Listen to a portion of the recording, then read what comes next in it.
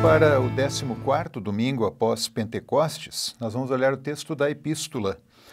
Estamos nesse período lendo a carta de Paulo aos Efésios e aqui chegamos então no capítulo 5, versículos 22 a 33. Eu chamo a atenção aqui que em tempos anteriores se lia nesse período a partir do versículo 21, e me parece que é interessante nós olharmos para isto, já começarmos no versículo 21.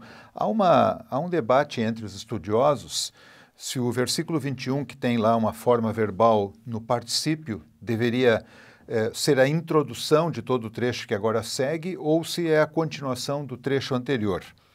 Parece que o mais apropriado seja ver este versículo 21 como uma transição entre os versículos anteriores e o que virá agora. Nesses versículos 22 em diante, nós veremos o começo daquelas instruções que Paulo dá para a vida no lar, começando por esposos e esposas, depois pais e filhos e finalmente servos e senhores.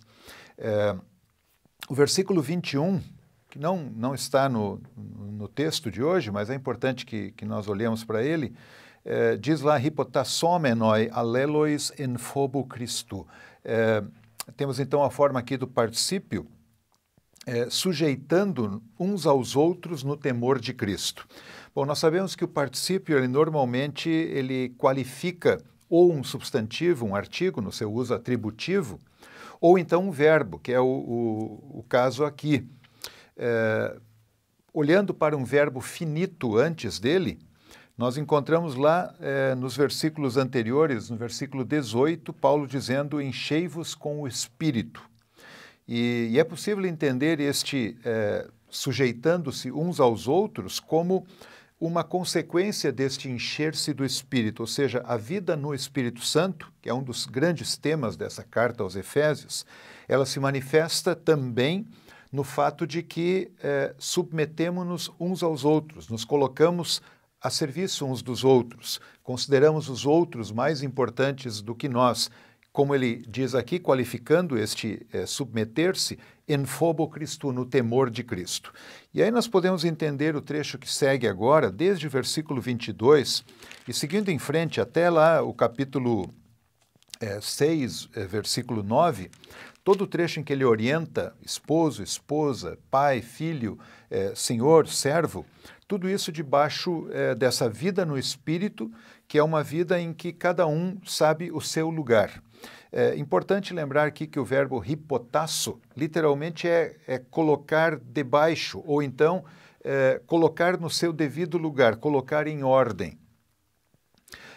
E aí então o apóstolo Paulo começa as orientações específicas para cada um. Versículo 22. Hai gnaikes tois idiois andrasin hos to Kyrio.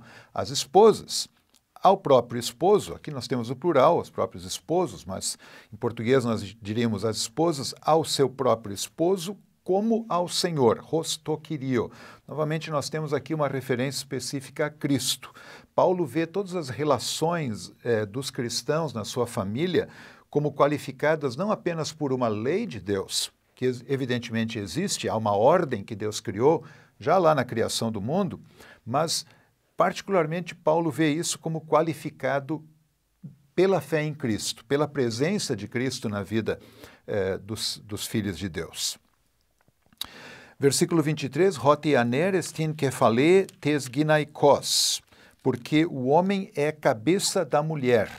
Hos kai ho Christos kefale tes ecclesias, como Cristo, como também Cristo, é cabeça da igreja. Autos soter tu somatos. Ele próprio salvador do corpo, ele próprio sendo o salvador do corpo. Por aqui nós já vemos que essa relação que Paulo estabelece dentro da família, entre esposa e esposo, em que ela deve considerar o esposo como cabeça, submeter-se, portanto, a essa ordem de Deus, tem a ver com a relação de Cristo com a igreja, sendo Jesus Cristo Salvador do corpo. O corpo é aqui a igreja. Por aí nós já vemos que Paulo está olhando essa relação da esposa e esposo numa perspectiva cristológica. Isso vai ficar ainda mais claro à medida que continuamos lendo o texto. 24. Al hos he ecclesia hypotasetai en Christo, hutos kai hai ginaikes tois andrasin en panti. Mas como a igreja está submetida a Cristo, assim também as esposas ao marido em tudo. Duas observações aqui ainda sobre esse verbo hipotasso. Chama a atenção que tanto no versículo 21, hipotassomenoi, como agora no versículo 24, hipotassetai, nós temos formas do verbo hipotasso na voz passiva, sem ter aqui explícito um agente da passiva. É possível ver aqui por detrás disso, portanto, Deus. Deus coloca as coisas em ordem. Deus faz uma ordem também dentro da família. Importante que se diga, esse aqui é um texto que muitas vezes consta dentro da liturgia de casamento e não é incomum que algumas vezes pastores se sintam um pouco constrangidos até de ler esse texto durante o casamento, talvez em grande parte porque, por um lado, porque pode haver uma compreensão equivocada do texto e, por outro lado, porque ele parece afrontar o espírito da nossa época. Ou seja, não é um texto politicamente correto, quando ele diz que as esposas devem se submeter ao esposo como a igreja está submissa a Cristo. Importante lembrar que, se por um lado esse texto vai na contracultura de nossa época, ele também foi na contracultura da época de Paulo. É importante lembrar que naquele contexto os efésios são, na sua maioria, gentios, de origem gentílica, não judaica, vivem num dos grandes centros do Império Romano da época, vivem dentro de uma cultura greco-romana, e aí é importante lembrar que o papel da mulher muitas vezes era relegado realmente a um segundo plano, e isso pode ser visto até no escrito de filósofos anteriores a este tempo. Por exemplo, para citar Platão, que se referia a Homero, ele, num dado momento, diz assim que cada um coloca leis sobre seus filhos e sobre sua esposa. Cada homem coloca uma lei sobre os filhos e sobre a esposa. Aristóteles tem uma frase em que ele diz: o homem é, por natureza, mais apto para comandar do que a mulher.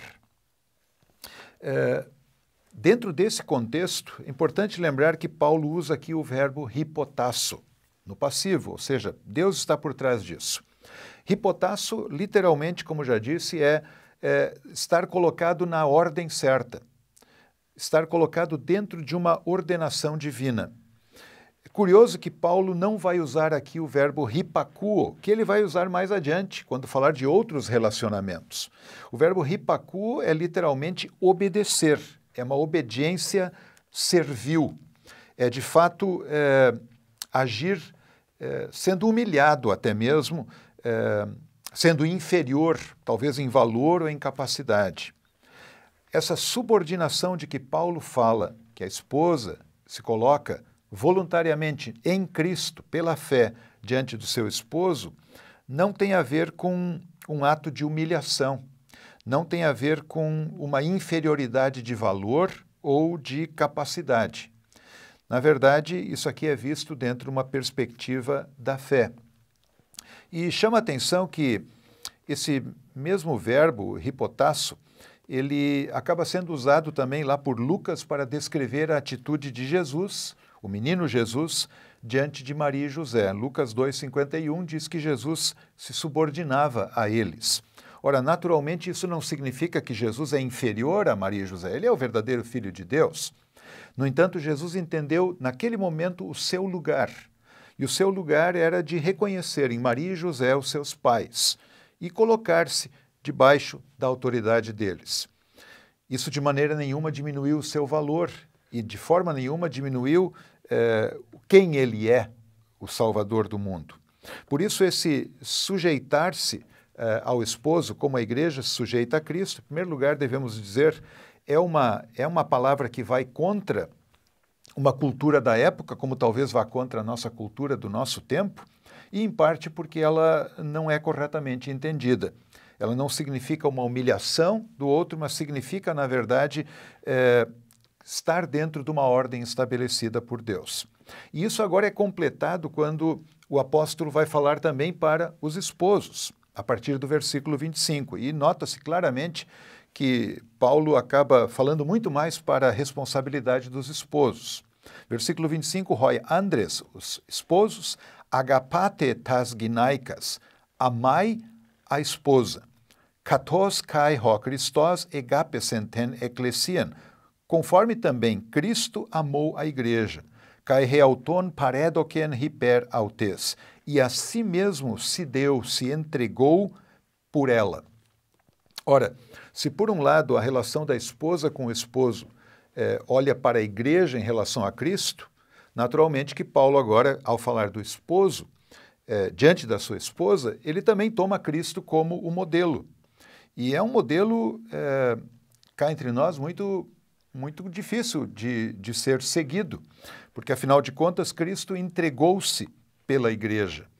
E aqui é importante dizer que, se por um lado há uma comparação de Paulo, feita por Paulo entre o esposo e a esposa, Cristo e a igreja, por outro lado há uma lacuna nessa comparação, porque Paulo diz que o marido deve amar aquela que já é a sua esposa, ou seja, aquela que já está com ele, que faz parte da vida dele, que se coloca diante dele como a sua esposa.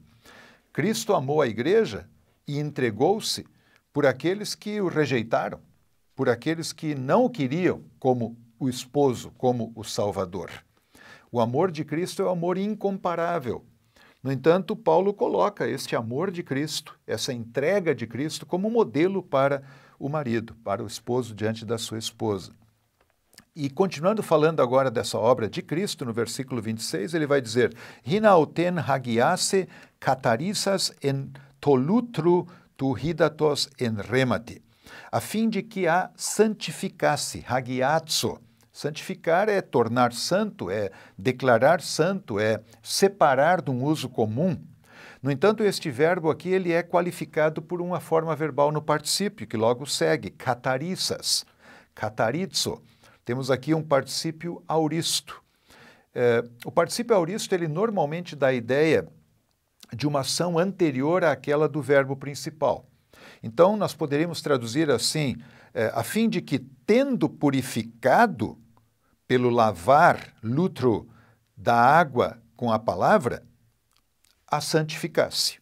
Ou seja, por meio dessa purificação do lavar da água na palavra, ele santificou a igreja. Naturalmente que aqui nós temos uma referência ao batismo, a linguagem é muito semelhante àquela que nós encontramos lá na carta de Paulo a Tito, 3:5, quando ele fala também desse lavar regenerador e renovador do Espírito Santo. É o lavar da água com a palavra. Por meio do batismo, Cristo purificou a sua igreja e desta forma a santificou. A igreja é santa aos olhos de Cristo, apesar de ser composta de pecadores.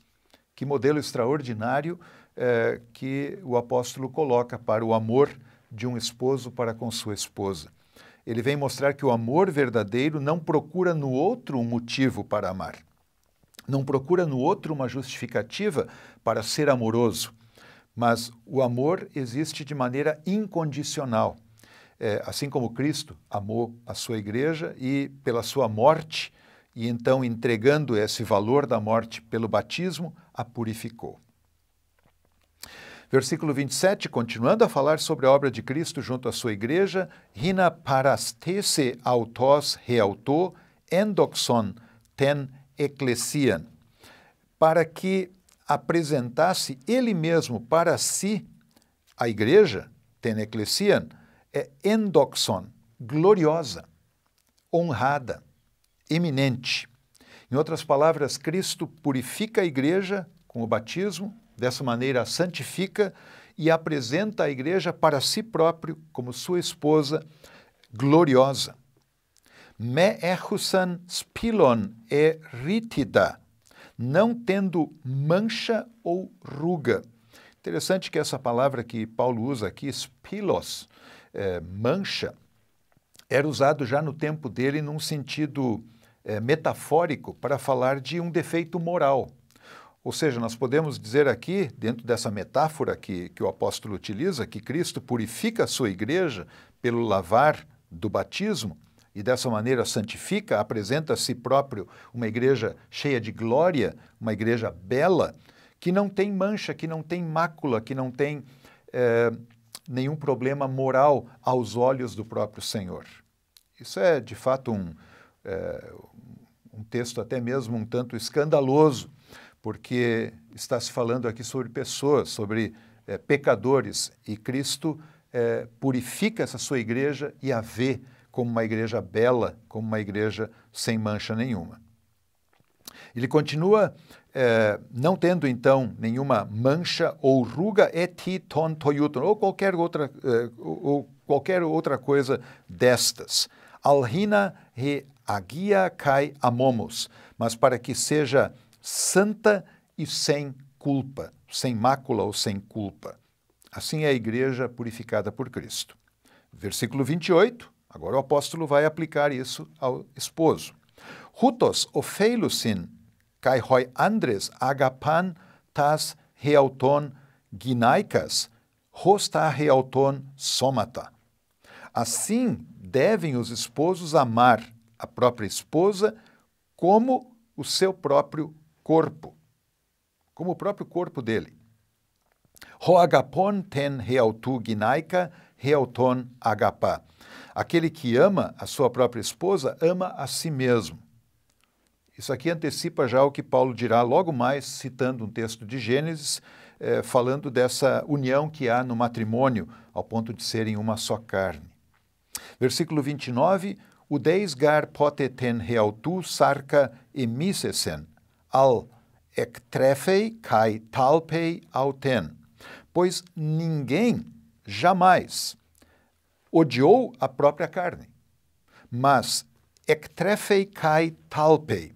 Esses dois verbos aqui são muito interessantes porque eles dão a entender a ideia de alimentar e cuidar. Inclusive, são verbos usados muitas vezes até em relação aos filhos, o cuidado que alguém tem com os filhos, ou seja, um cuidado amoroso, um cuidado carinhoso.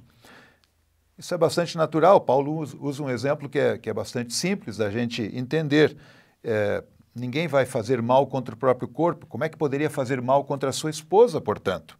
Afinal, o corpo da gente a gente cuida muito bem. A gente o alimenta e cuida dele para que ele cresça, para que ele se desenvolva.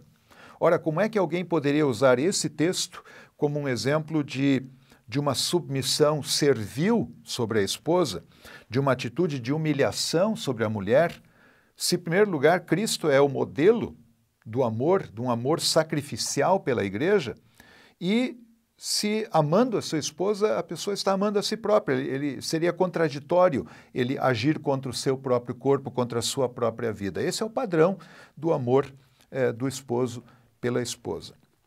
Portanto, esse texto, de fato, tem que ser entendido à luz desse seu contexto e do modelo que o apóstolo Paulo coloca para os esposos.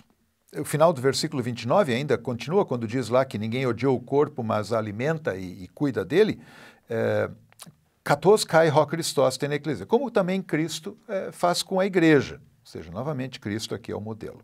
Versículo 30, hoti mele esmen tu somatos autu, porque nós somos membros do corpo dele, somos membros do seu corpo. Essa imagem o apóstolo Paulo utiliza bastante aqui na carta aos Efésios, Cristo como cabeça da igreja, a igreja como corpo de Cristo, a igreja dependente de Cristo, a igreja reconhecendo Cristo como seu Senhor, não como um soberano mau. Cristo não se coloca como aquele tirano que coloca o pé sobre o pescoço daquele que ele domina, mas Cristo se coloca como um esposo, como aquele que salva a sua esposa, como aquele que se entrega por ela. Cristo dá a vida pelo corpo, que é a igreja. Versículo 31, antituto kataleipsei anthropos, ton patera kai ten metera. Aqui ele está fazendo uma citação de Gênesis 2:24, e por causa disso deixará o homem, o pai e a mãe, kai proskoletesetai. Aqui nós temos uma forma do verbo proskolao no futuro passivo. Ele será unido prosten ginaika autu, com a sua esposa. Kai esontai, hoidio eisarkamian. E serão os dois uma só carne. Ou seja, aquele que é o padrão lá do Gênesis, da criação divina, ele não foi eliminado com a obra de Cristo.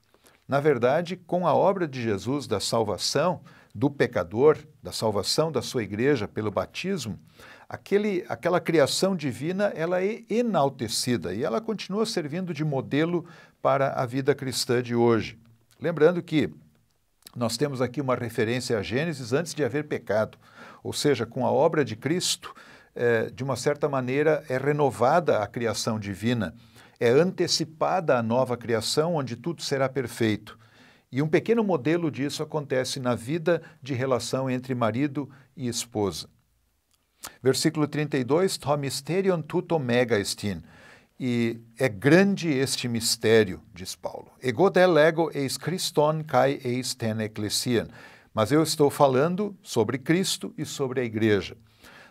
Nós já vimos nessa carta aos Efésios que o apóstolo Paulo utiliza outras ocasiões o termo mistério, e mistério naturalmente não tem a ver com aquelas antigas religiões de mistérios que havia na época de Paulo, também não tem a ver com alguma coisa que é reclusa para o entendimento de uns poucos iniciados dentro de um determinado movimento. O mistério, na verdade, ele é mistério porque ele é inacessível a qualquer ser humano, a menos que haja revelação divina. E o mistério nada mais é do que o próprio Evangelho. Aqui dentro da carta aos Efésios, num dado momento, lá no capítulo 3, o apóstolo Paulo vai dizer que o mistério é o fato de que judeus e gentios estão juntos, no mesmo corpo, em Cristo. Ou seja, não há diferença na forma da salvação daqueles que eram judeus e daqueles que são de outras etnias. O mistério, portanto, é o Evangelho, e esse mistério se centraliza no amor de Cristo pela sua igreja. E aí, novamente, o apóstolo Paulo vai aplicar isto à relação familiar, versículo 33, plen kai himeis hoi kathena hekastos ten heautu ginaika, hutos agapato hos heauton. Mas também vocês agora, né, um por um, cada um, a sua própria esposa assim ame como a si mesmo. Redegine hina phobeitai ton andra. E a esposa que ela tema o esposo. Aqui o verbo phobelmai pode ser entendido como respeite o esposo, ou seja, saiba da ordem que Deus estabeleceu dentro da família. Então, esse é o texto para o 14º domingo após Pentecostes.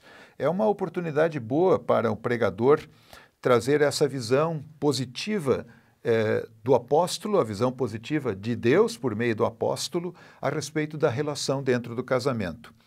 É uma relação em que há uma ordem, em que um é cabeça, outro é corpo, e o modelo é Cristo e a igreja. Esse texto, naturalmente, tem que ser lido dentro desse contexto. E se por um lado ele é uma afronta, talvez, a uma visão contemporânea em alguns aspectos, nós saibamos que ele também era uma afronta para a visão do tempo do Paulo, onde a mulher muitas vezes era tida como um objeto. O texto não serve nem para defender uma visão machista do apóstolo Paulo, mas também não deve ser ignorado o fato de que Deus tenha colocado ordem nas coisas. Vai continuar essa mesma linha logo mais, quando Paulo vai falar sobre filhos e pais, sobre servos e senhores. E, novamente, sempre o padrão será a vontade divina, a ordem que Deus colocou e, sobretudo, o papel de Cristo como o Senhor da vida, de esposo e esposa, de pai e filho, de servo e senhor. Nesse sentido, a relação que o apóstolo Paulo aqui estabelece dentro da família, ela se modela no amor que Cristo tem por nós. E a partir deste amor, nós podemos entender que maridos encaram suas esposas como o que há de mais importante na sua vida, ao ponto de entregarem-se por ela, se preciso, entregar a sua própria vida como Cristo entregou a vida. E as esposas reconhecerão seu esposo como cabeça do lar, acolhendo-se no amor desse seu esposo. Essa é uma visão bastante positiva sobre a família e, portanto, não deveríamos ter nenhum constrangimento ou medo de tratar desse texto com muita abertura nas pregações e no ensino.